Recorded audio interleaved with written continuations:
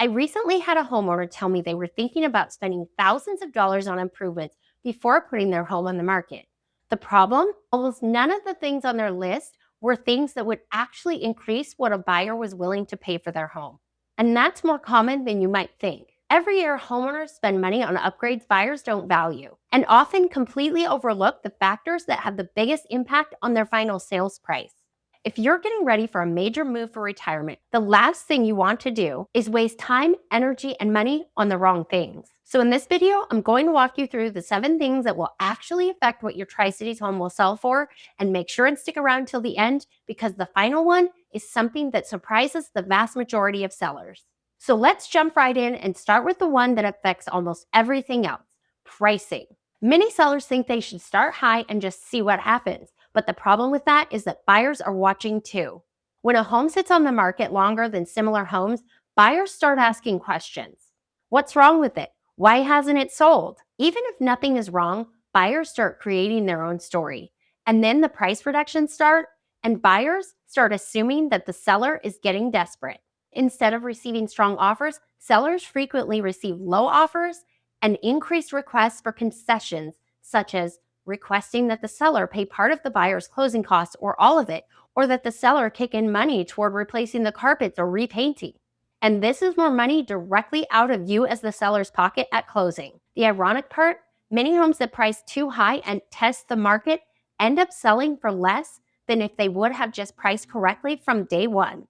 The first few weeks on the market are when your home gets the most attention. That's when you want buyers competing, not hesitating. And especially here in the Tri-Cities, our market is historically unfavorable to overpriced listings. Even a home overpriced by as little as $5,000 to $10,000 will usually suffer from not being priced correctly the minute it hits the market. You might be thinking, well, if buyers perceive the house as priced too high, they'll just make an offer at the price they think is right. What's the big deal? And if that's what you're thinking, think again. That might be the case in some markets, but not here in our local market. In our market, buyers just move on to the next similar house or wait until they see the price reduction on your house start to happen. Then they come in and make an offer for even lower than where your price has been reduced to. Now let's move on to the second factor that affects what price you'll get at closing: cleanliness. This is a huge one and one of the cheapest ways that you can potentially increase buyer interest in your property. Clean your house.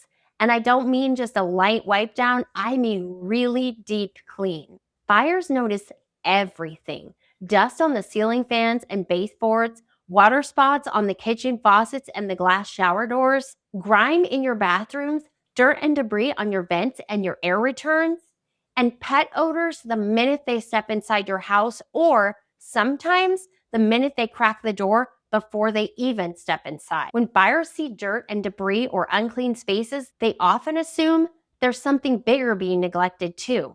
It may seem like a minor thing to you as the seller, but to the buyer, it's a huge red flag. They start thinking, if this is what I can see while it's on the market, what am I not seeing?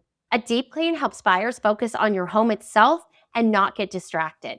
And when buyers feel better about a home, they're more likely to write stronger offers.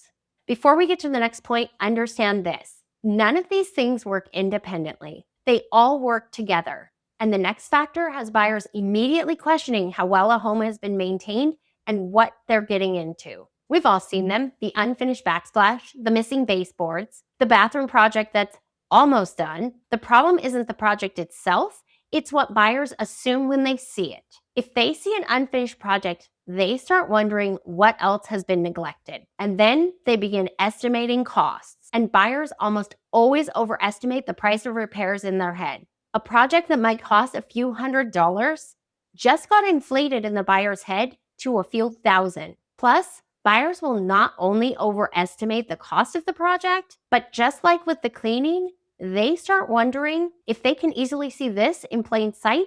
What is hiding where they can't see it?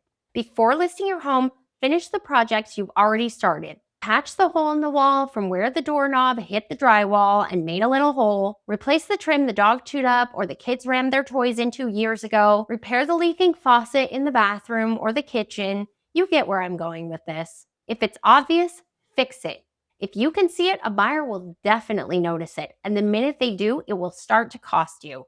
Now let's move on to item number 4. This one surprises a lot of homeowners. Your house does not need to be the most updated home in the neighborhood, but buyers need to be able to picture themselves living there.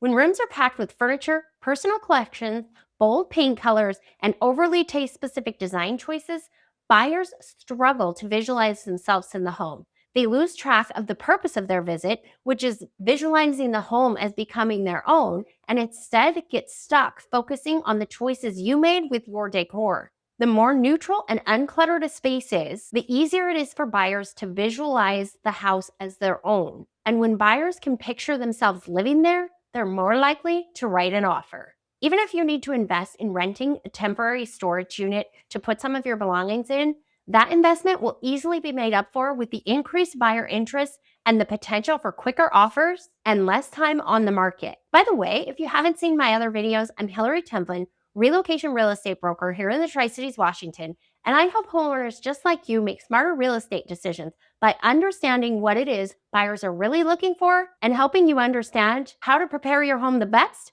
to attract the most buyers possible. If this video has been helpful so far, let me know in the comments which of the factors has surprised you the most. Now let's talk about something that affects the final sales price that you as the homeowner have absolutely no control over. Market competition, the simple law of supply and demand. If buyers have 10 nearly identical homes to choose from, you as the seller will face more competition, and that can put pressure on the final sales price. But when inventory is limited and buyers have fewer choices, you as the seller can gain leverage. This is why nearly identical homes can sell for different prices at different times of the year. The homes didn't change, the market did. Understanding your competition is one of the most important parts of determining value.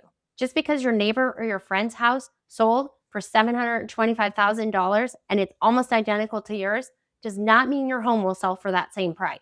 You have to look at the whole big picture of the market, what the market's doing, and what supply and demand are doing at the time that you list your home for sale, not just relying on what a similar home sold for 6 months or a year ago. We're almost at the end, so let's move on to factor number 6, location, location, location. There is a reason you have heard that phrase over and over. You can repaint walls, you can replace countertops and flooring, you can do a full kitchen or bath remodel. What you can't do is change the location of the property.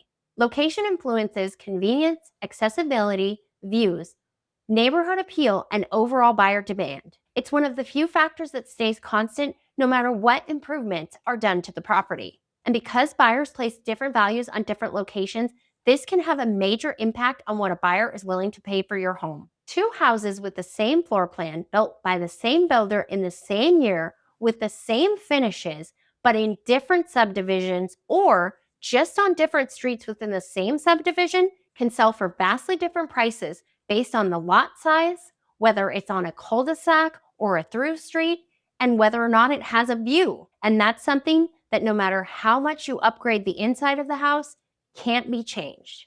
Everything we've covered so far matters, but none of them are the biggest mistakes sellers make when trying to determine value. This final part is where reality and emotion collide. This 7th and final factor is the most important thing that a seller needs to understand, and it can also be one of the hardest things for a seller to accept. So let's jump in and get started on the hard truth that you as a seller need to come to terms with. The market does not care how much money you want to walk away from the closing table with. Buyers don't make offers based on your financial goals and needs. They make offers based on what they feel your home is worth compared to other available options in the current real estate market. The final takeaway is this: at the end of the day, a home's value is determined by what a ready, willing, and able buyer is willing to pay.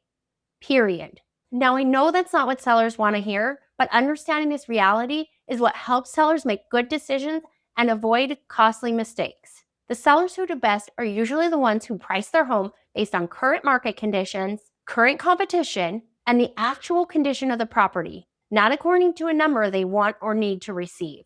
If you remember nothing else from this video, remember this: the homes that sell for the most money are usually the homes that are priced correctly from the start, presented well, maintained properly, and positioned realistically for the current market.